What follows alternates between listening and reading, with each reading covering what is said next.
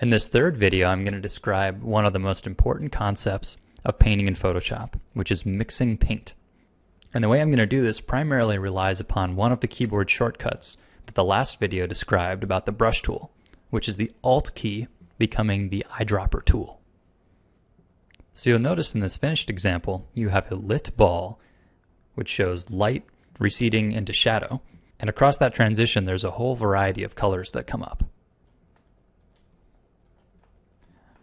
So as you're painting, you're going to need to be able to go from one color into a second color and create that transition with the brush tool.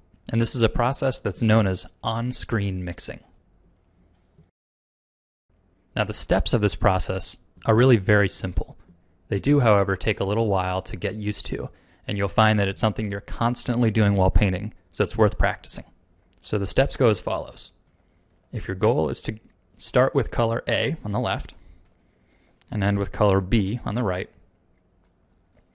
you begin by painting a bit of A into the middle, and make sure your flow, which is the brush property, is turned down to about 50%. That'll make less pigment come out of your brush at any given time. So then you select B, and you paint over top of it. And now as you paint on top of it, you'll see a variety of different colors result. So I'm going to pick one that looks pretty much like a middle mixture between those two. And I'll sample that with the Alt key, and then I'll paint a little more.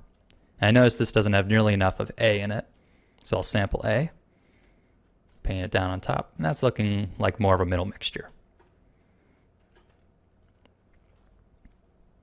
Maybe it needs a little more of the B color.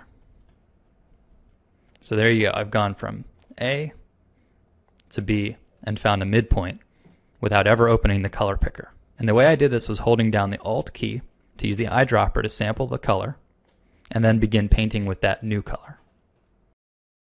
When an oil painter works, one of the first things they do when starting a painting is to pre-mix colors on a physical palette. Now because you're working in Photoshop, you don't have to worry about things like paint drying, so you don't really need to do this. But I'd argue that it's actually really beneficial to go ahead and mix the colors that you want to use in your composition ahead of time. So when I work, I'll oftentimes make what I call a mini palette. And in this case, it's on a layer that I can toggle and hide, or I could move around depending on where I was working on my painting.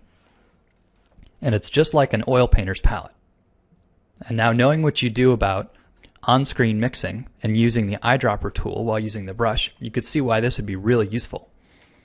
Because I can keep it on the corner of my screen, and then as I paint, I can touch my brush using the Alt key to my mini palette and grab colors that I want to have in my illustration. And in this way, I'm saving myself the time of constantly opening up the color picker window, changing the color, and clicking OK. And one other additional bonus of this method is that you end up with a color palette that's more consistent across your image. If you choose your colors ahead of time, you're more likely to end up with nice, pleasing color schemes than if you were to just dive right in and start picking colors randomly. And then as you work, the image itself will become a bit of a palette, and you can sample from that as you go. Now in each of the previous videos, I've ended with a review sheet that helps solidify some of the new concepts that I've introduced over the course of the lesson. In this sheet, you might see something a little familiar if you've ever been to art school. Mixing color swatches is one of the core practices when it comes to mixing paint. So I'm going to give you an example on the top layer, and then you can do the rest yourself.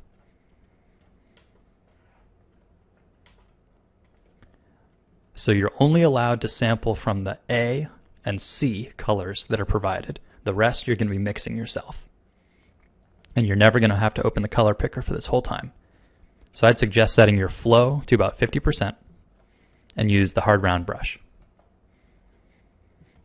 So the first step is to try and make a copy of B, the middle mixture between A and C. So I'm sampling first from A, and then painting some of C on top of it until the value and hue looks just about right.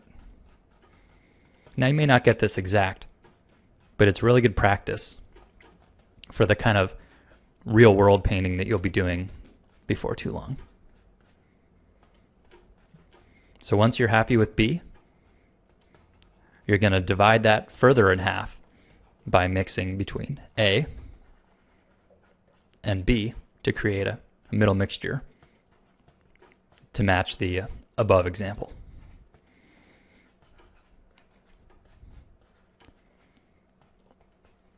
And then finally between B and C.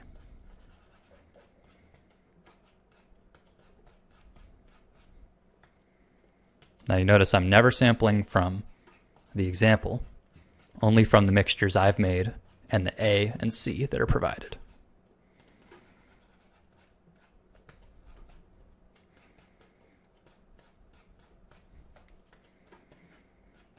So you may notice that I've not been particularly clean as I do this, but if I want to clean up my edges at the very end, I can sample from the background color, the gray, hold down Shift, and pull a hard edge across it.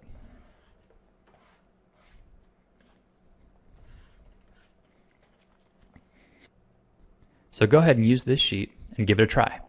In each example, you're going to go from A through C, creating B, and then the halfway point between A and B and C. Do this sheet a few times, you'll find that you're much better at mixing than you were when you started. Have fun!